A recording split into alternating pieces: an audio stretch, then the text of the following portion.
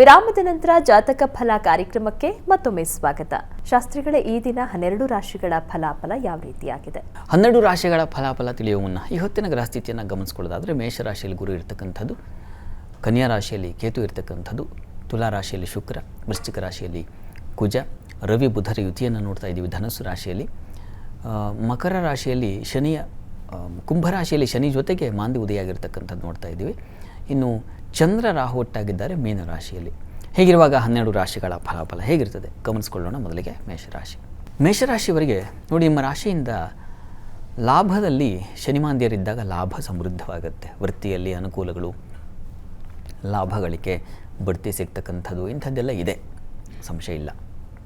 ಅಂದರೆ ವೃತ್ತಿ ಕ್ಷೇತ್ರದಲ್ಲಿ ನಿಮಗೆ ಒಳ್ಳೆಯ ಫಲಗಳನ್ನು ಕಾಣಬಹುದು. ಇದರ ಹೊರತಾಗಿ ವ್ಯಯದಲ್ಲಿ ಇದೆ ಚಂದ್ರ ರಾಹು ಇದೆಯಲ್ಲ, ಇದು ನೋಡಿ ಮಾನಸಿಕವಾಗಿ ಖಿನ್ನತೆ, ದುರ್ಬಲತೆ, ಪತನ ಮತ್ತು ಬಹಳ ಮುಖ್ಯವಾಗಿ ಆಪ್ತರು ದೂರ ಆಗ್ತಕ್ಕಂಥದ್ದು. ಚತುರ್ಥಾಧಿಪತಿ ಚಂದ್ರ, ಈ ಕಾರಣದಿಂದಾಗಿ ತಾಯಿಯ ಬಂಧುಗಳ ಕಡೆಗೆ ತೊಂದರೆ ಉಂಟಾಗ್ತಕ್ಕಂಥದ್ದು, ಅವರಿಂದಾಗಿ ಏನೋ ಮನಸ್ಸಿಗೆ ಮನಸ್ತಾಪ, ಅವರು ದೂರ ಆಗ್ತಕ್ಕಂಥದ್ದು, ಬಾಂಧವ್ಯಗಳು ದೂರ ಆಗೋದು, ಇದೆಲ್ಲ ಸೂಚಿಸ್ತಾ ಇದೆ. ಇದರ ನಿವಾರಣೆಗೆ ಅಮ್ಮನವರ ಪ್ರಾರ್ಥನೆ ಮಾಡ್ಕೊಳ್ಬೇಕು. ಕಣ್ಣಿನ ಬಾಧೆ ಕೂಡ ಇದೆ, ಹೀಗಾಗಿ ದುರ್ಗಾ ಕವಚ, ಅಮ್ಮನವರ ಪ್ರಾರ್ಥನೆ ಇದು ತುಂಬ, ಅಮ್ಮನವರ ಸನ್ನಿಧಾನ ಒಂದು ತುಪ್ಪದ ದೀಪ ಹಚ್ಚಿದರೆ ತುಂಬ ಒಳ್ಳೆಯದಾಗುತ್ತೆ. ವೃಷಭ ರಾಶಿಯವರಿಗೆ ನೋಡಿ, ಈ ದಿವಸ ವೃತ್ತಿಯಲ್ಲಿ ಮಹಾ ಕಿರಿಕಿರಿ ಇದೆ, ವಿಳಂಬವಾಗುತ್ತೆ. ಕೆಲಸ ಸಾಕಪ್ಪ, ಬೇರೆ ಏನಾದ್ರು ಹುಡುಕ್ಲಾ ಅನ್ನೋ ರೀತಿಯಲ್ಲಿ ಒತ್ತಡ ಮತ್ತು ಆ ಒಂದು ಹಿಂಸೆ ಉಂಟಾಗೋ ಸಾಧ್ಯತೆ ಸೂಚಿಸ್ತಾ ಇದೆ. ಆದರೆ ಈ ವಾಟರ್ ಸೋರ್ಸಲ್ಲಿ ಕೆಲಸ ಮಾಡೋರಿಗೆ ತುಂಬ ಚೆನ್ನಾಗಿದೆ, ಲಾಭದಾಯಕವಾಗಿದೆ. ಔಷಧ ವ್ಯಾಪಾರ ಅದು ತುಂಬ ಚೆನ್ನಾಗಿರುತ್ತೆ, ಅನುಕೂಲ ಆಗ್ತಕ್ಕಂಥದ್ದು. ಅದರಲ್ಲೂ ಪ್ಯಾರಾಮೆಡಿಕಲ್ ಅವರಿಗೆ ವಿಶೇಷವಾದ ಅನುಕೂಲ ಸೂಚಿಸ್ತಾ ಇದೆ. ಮತ್ತು ವ್ಯಾಪಾರಗಳು ಅಷ್ಟೇ ನೋಡಿ, ಈ ಮೆಕ್ಯಾನಿಕಲ್, ಕೆಮಿಕಲ್, ಎಲೆಕ್ಟ್ರಾನಿಕ್ಸ್ ಇವುಗಳಲ್ಲೆಲ್ಲ ಕೆಲಸ ಮಾಡೋರಿಗೆ, ಔಷಧ, ಪ್ಯಾರಾಮೆಡಿಕಲ್ ಇರ್ತಕ್ಕಂಥವ್ರಿಗೆ ತುಂಬ ತುಂಬ ಚೆನ್ನಾಗಿದೆ, ಒಳ್ಳೆಯ ಸಮೃದ್ಧಿ.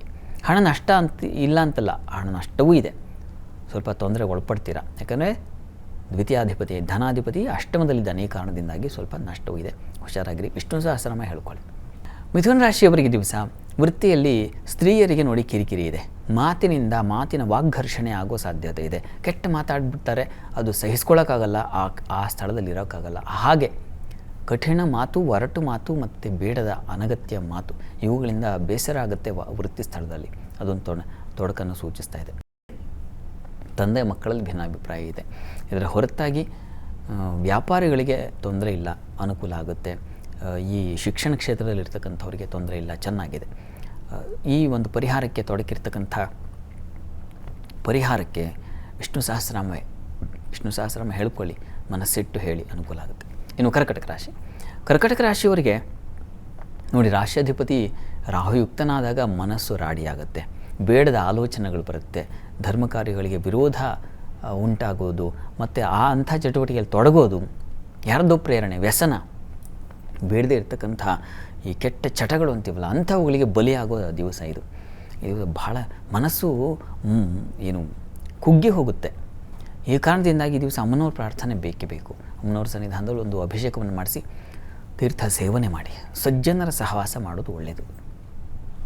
ವೃತ್ತಿಯಲ್ಲಿ ಅನುಕೂಲ ಇದೆ, ಆತಂಕ ಬೇಡ. ಬಂಧು ಮಿತ್ರರ ಸಹಕಾರ ಚೆನ್ನಾಗಿರ್ತದೆ. ಈ ದಿವಸ ಸ್ನೇಹಿತರ ಜೊತೆಗೆ ಒಂಟಿಯಾಗಿರಬೇಡಿ, ಅದು ನಿಮಗೆ ಮುಳು. ಸಿಂಹರಾಶಿಯವರಿಗೆ ಈ ದಿವಸ ಸಹೋದರ ಸಹಕಾರ ಚೆನ್ನಾಗಿದೆ, ಸ್ನೇಹಿತರ ಸಹಕಾರ ಚೆನ್ನಾಗಿರ್ತದೆ.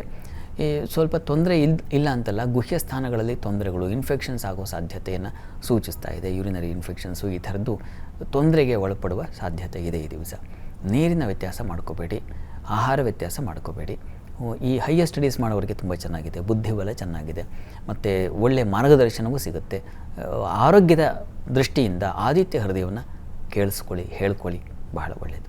ಇನ್ನು ಕನ್ಯಾ ರಾಶಿಯವರಿಗೆ ಈ ದಿವಸ ಕರ್ಮಸ್ಥಾನದ ಅಧಿಪತಿ ಚೆನ್ನಾಗಿದ್ದಾನೆ, ರವಿಯುಕ್ತನಾಗಿ ಕರ್ಮಸ್ಥಾನವನ್ನು ವೀಕ್ಷಣೆ ಮಾಡ್ತಾನೆ. ಸ್ವಲ್ಪ ವ್ಯಯ ಪರಿಶ್ರಮ ಇದೆ, ಇಲ್ಲ ಅಂತಲ್ಲ, ಆದರೆ ಒಳ್ಳೆಯ ಸ್ಥಾನ, ಭದ್ರತೆ ಮತ್ತು ಪ್ರಶಂಸೆ ಇತ್ಯಾದಿಗಳು ಕಾಣಲಿಕ್ಕೆ ಅವಕಾಶ ಖಂಡಿತ ಇದೆ. ನಿಮಗೂ ಅಷ್ಟೇ ಸ್ವಲ್ಪ ತೊಂದರೆಗಳು, ಆರೋಗ್ಯದಲ್ಲಿ ಗುಹ್ಯ ಸ್ಥಾನದ ತೊಂದರೆಗಳನ್ನು ಸೂಚಿಸ್ತಾ, ಇನ್ಫೆಕ್ಷನ್ಸ್ ಆಗೋದು, ಅಲರ್ಜಿಗಳಾಗ್ತಕ್ಕಂಥ ಸಾಧ್ಯತೆ ಇದನ್ನು ಸೂಚಿಸ್ತಾ ಇದೆ. ಮುಖ್ಯವಾಗಿ ದಾಂಪತ್ಯ, ಪ್ರೀತಿ, ಪ್ರೇಮ ಇಂಥ ವಿಚಾರಗಳಲ್ಲಿ ಮನಸ್ತಾಪಗಳು ರಾಡಿಯಾಗಿ ಸಾಕನ್ಸೋ ಹಾಗೆ ಆ ರೀತಿಯ ಒಂದು ತೊಡಕನ್ನು ಸೂಚಿಸ್ತಾ ಇದೆ. ರಾಹುಚಂದ್ರ ಒಟ್ಟಾಗಿದ್ದಾರೆ ಅಂದರೆ ಅದು ಕಿರಿಕಿರಿ. ಹೀಗಾಗಿ ಈ ದಿವಸ ಅಕ್ಕಿ ಹಾಗೂ ಉದ್ದು ಈ 2 ಧಾನ್ಯ ದಾನ ವಿಷ್ಣು ಸನ್ನಿಧಾನಕ್ಕೆ ಮಾಡಿ, ಅನುಕೂಲ ಆಗುತ್ತೆ. ಸರಿ ಶಾಸ್ತ್ರಿಗಳೇ, ಇನ್ನುಳಿದ ರಾಶಿಗಳ ಬಗ್ಗೆ ಮಾಹಿತಿಯನ್ನು ಕೇಳಿ ಪಡೆದುಕೊಳ್ತೀನಿ. ವೀಕ್ಷಕರೇ, ಇನ್ನುಳಿದ ರಾಶಿಗಳ ಫಲಾಫಲ ವಿರಾಮದ ನಂತರ.